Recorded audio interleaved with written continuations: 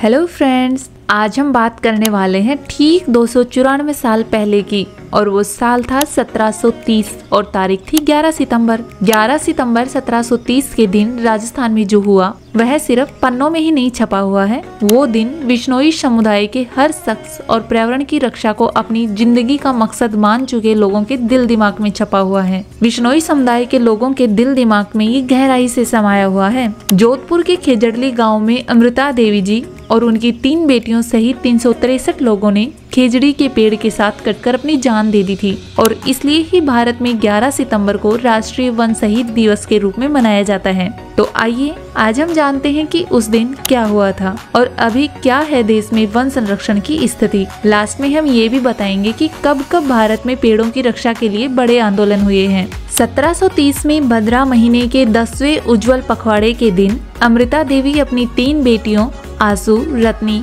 और भागुबाई के साथ घर पर काम कर रही थी। तभी उनको लकड़ी काटने की आवाज सुनाई दी और पता चला कि मारवाड़ जोधपुर के महाराजा अभय सिंह के सैनिक उनके गांव में खेजड़ी के पेड़ों को काटने आए हैं। और महाराजा को खेजड़ी के पेड़ों की आवश्यकता इसलिए थी क्योंकि फूल महल के निर्माण के लिए लकड़ियों की आवश्यकता थी। उस समय चूने को अधिक तापमान पर भट्ठे पर जलाया जाता था ताकि भुजा हुआ चूना प्राप्त किया जा सके, और यह भुजा हुआ चूना रेत और पानी के साथ मिला देने पर निर्माण के लिए पत्थरों और ईंटों को बांधने और एक साथ रखने के लिए मोर्टार बन जाता था। और भट्ठे को चालू रखने के लिए उन्हें काफी लकड़ियों की जरूरत थी क्योंकि खेजड़ी की लकड़ियां बहुत अच्छे से जलती हैं। इसलिए महाराजा ने अपने आदमियों को खेजड़ी के पेड़ों से लकड़ियां लाने का आदेश दिया। अमृता देवी विश्नोई को जब इस बात की खबर मिली तो उन्होंने राजा के आदमियों का विरोध किया क्योंकि पेड़ों को काटना और विशेषकर खेजड़ी के पेड़ को विश्नोई धर्म के खिलाफ है। अमृता देवी की बात राजा के आदमियों ने अनसुना कर दिया क्योंकि उनको तो राजा का आदेश मिला हुआ था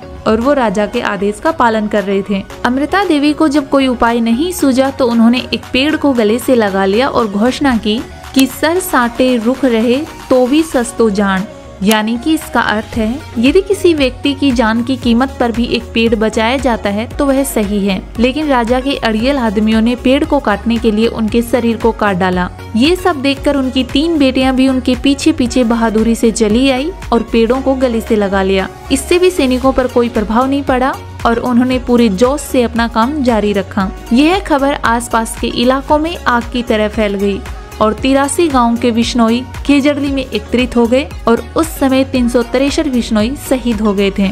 जब राजा तक यह समाचार पहुंचा तो राजा बहुत दुखी हुए थे और ये खबर सुनकर राजा ने पेड़ों की कटाई को तुरंत बंद करवा दिया था। विश्नोइयों के साहस का सम्मान करते हुए राजा ने समुदाय से माफी मांगी और विश्नोई गांव के भीतर और आसपास के पेड़ों को काटने और जानवरों के शिकार पर हमेशा के लिए रोक लगाने के लिए एक ताम्र पत्र पर फरमान जारी करवाया, और यह आज भी मान्य है और आगे भी रहेगा। पेड़ों की रक्षा में मारे गए 363 विश्नोइयों को खेजड़ली में दफनाया गया था, जहां 4 स्तंभों की एक साधारण कब्र बनाई गई, जहां हर साल सितंबर के महीने में विश्नोई समाज अपने लोगों के द्वारा पेड़ों को बचाने के लिए किए गए बलिदान को याद करने के लिए इकट्ठा होते हैं। राजस्थान और मध्य प्रदेश की सरकारों ने वन्य जीवों की सुरक्षा और संरक्षण में योगदान के लिए राज्य स्तर पर अमृता देवी विश्नोई पुरस्कार शुरू किया गया। बाद में 2013 में पर्यावरण और वन मंत्रालय ने अमृता देवी विश्नोई राष्ट्रीय पुरस्कार की शुरुआत की, जो वन्य जीव संरक्षण में शामिल व्यक्तियों या संस्थाओं को दिया जाता है। इस घटना के सदियों बाद 1983 में राजस्थान सरकार ने खेजड़ी को राज्य वृक्ष घोषित कर दिया और ये इतना बड़ा आंदोलन था कि लोक कलाओं में आज तक जीवित है। खेजड़ी वृक्ष और उसकी विशेषताओं के बारे में बात करते हैं। खेजड़ी के वृक्ष को आम भाषा में जांटी कहा जाता है। खेजड़ी राजस्थान का राज्य वृक्ष है। खेजड़ी के पेड़ राजस्थानी परिस्थिति के लिए अनुकूल होते हैं। इसकी जड़ें पानी तक पहुंचने के लिए जमीन में लगभग 100 फीट नीचे तक चली जाती हैं। पेड़ पर खाने लायक मशहूर सांगरी की फली भी लगती है। वो फली कच्ची होती है तब भी बहुत स्वादिष्ट होती है और पकने के बाद भी बहुत स्वादिष्ट होती है। खेजड़ी की पत्तियों का इस्तेमाल पशुओं के चारे के लिए किया जाता है। खेजड़ी के पेड़ से गोंद भी मिलता है जिसे लोग खाने और लड्डू बनाने में काम में लेते हैं।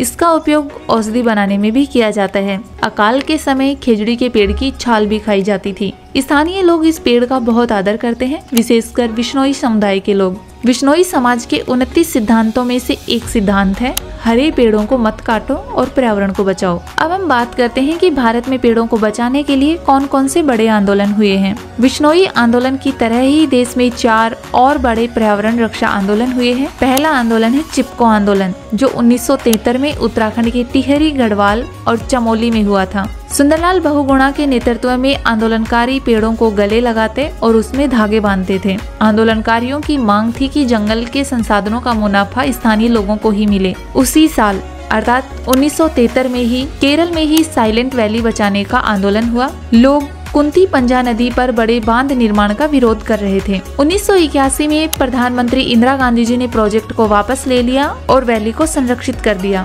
1982 में झारखंड के सिंह भूमि में सरकार साल के पेड़ों की जगह सागौन के पेड़ के जंगल लगाना चाहती थी। स्थानीय लोगों ने लड़ाई लड़ी और इस दौरान 18 लोगों की मौत हो गई। सैकड़ों लोगों पर केस भी हुआ था। 2006 में जंगल अधिकार कानून पास होने पर यह आंदोलन सफल हुआ। 1983 में कर्नाटक के शिमोगा जिले में जंगल बचाने के लिए आपी को आंदोलन हुआ। चिपको आंदोलन की तरह ही इस आंदोलन में भी लोगों ने पेड़ों से चिपककर अपनी जान दे दी थी। अमृता देवी के बलिदान की कहानी आपको कैसी लगी, कमेंट करके जरूर बताएं। अपने दोस्तों के साथ ज्यादा से ज्यादा शेयर करें और चैनल को सब्सक्राइब करें। धन्यवाद।